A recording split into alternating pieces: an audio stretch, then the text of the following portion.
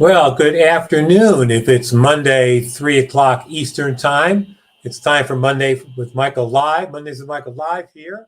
Wherever you're watching this, if you're watching this on LinkedIn, Facebook, X, YouTube channel, we're all over the place. So if you're watching this, give us a like, give us a subscribe, give us some feedback. So we're continuing our journey around the 5 Behaviors program based on the book from Patrick Lencioni, The 5 Dysfunctions of a Team.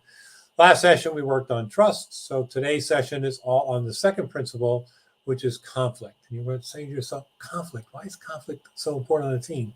Well, as we go through the session, we're going to talk about this. But let's talk about what happens between session 1 and session 2.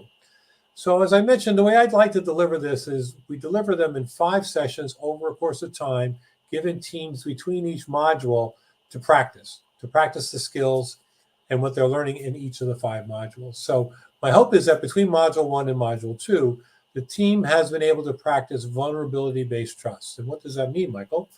Well, that means that there are times that the team needs to practice apologizing to each other. I think we talked about this last time. Teams I work with have a tough time apologizing to each other. And they have to be able to ask for help. But sometimes, guess what? We don't know everything about everything. And asking for help is also very important on the team. So we want them to practice those things and other things. Other things we want them to practice, I'm going to look down here at my notes. We want them to practice the group norms. So they came up with a set of group norms in the beginning of session 1. So we want to kind of come back and relook at that and see how they're going. So if we need to adapt the group norms a little bit, we can do that. Add some, take some off, depending on. So we want those group norms to be dynamic. And we also want to look at the action items that they agreed to as a team after Module 1 to see how those are implemented, because that's going to become part of their ongoing playbook after the end of each module. So we do about 20, 25 minutes of that recap, revisit, talk about norms, talk about practicing, and then we get into Module 2. So Module 2 is all around conflict. So I'm going to go ahead and share my screen because we want to take a look at the actual, we want to share screen 2. Thank you for that.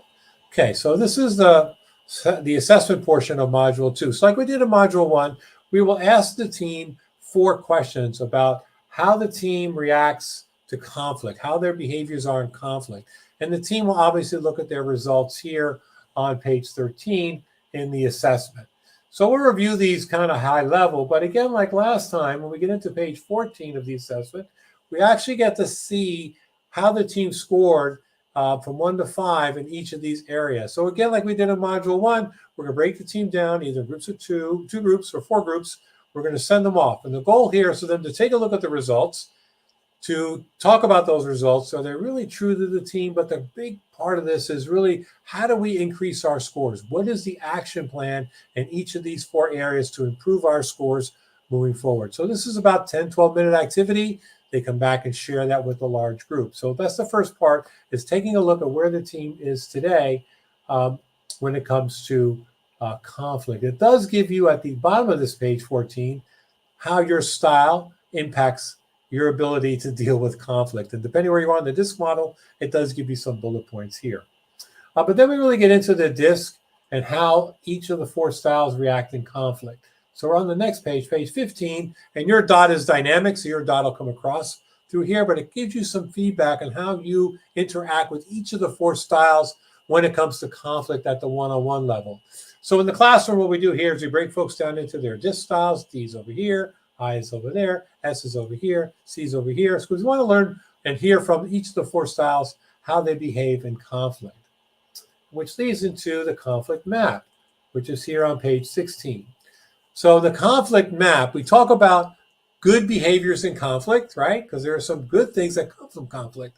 We want a passionate debate of ideas. We want a passionate debate on projects and processes.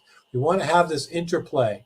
But some of those behaviors taken to an extreme can be detrimental to the team. So what this does, what this conflict team map does, it tells those on the team which are the healthy conflicts during, what the healthy behaviors are during conflicts and what are the unhealthy behaviors. And again, within the 4 sections, the 4 quadrants of the teams that are in the room, we have team members talk to each other about how they behave in conflict and how sometimes they may go into this unhealthy and what that means for the team.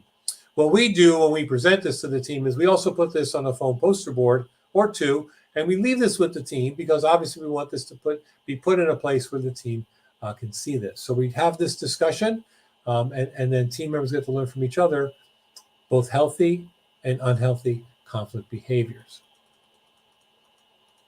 So how do we master conflict on the team? So when we talk about these unhealthy behaviors, the team during the assessment process, the team answers a series of questions on what it is acceptable behavior during conflict.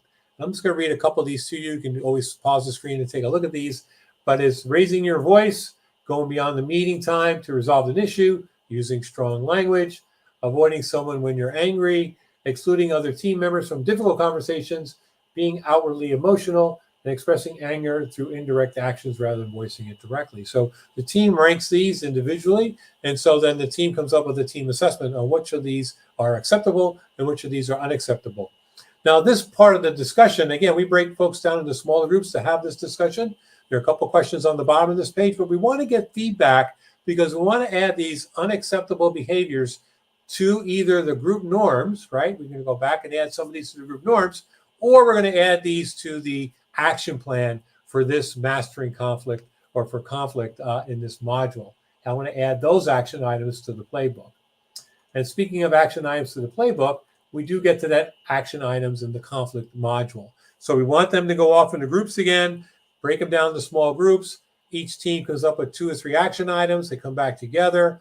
We facilitate those and get to a place where we can add action items to module 2 conflict along with the unacceptable behavior items. And then the results of the assessment, this all comes part of the playbook and all part of the action items that we're building for them moving forward.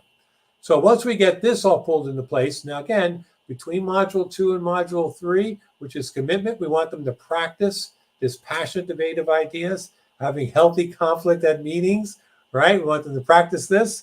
We also want them to read parts of the book. So we do grab the book. We want them to read parts of the book again. Let me get out of this screen share.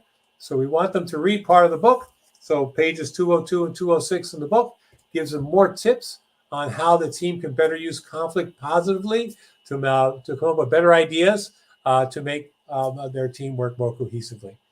So we wait a couple weeks, then we get into module 3, which is commitment, which will be our next session.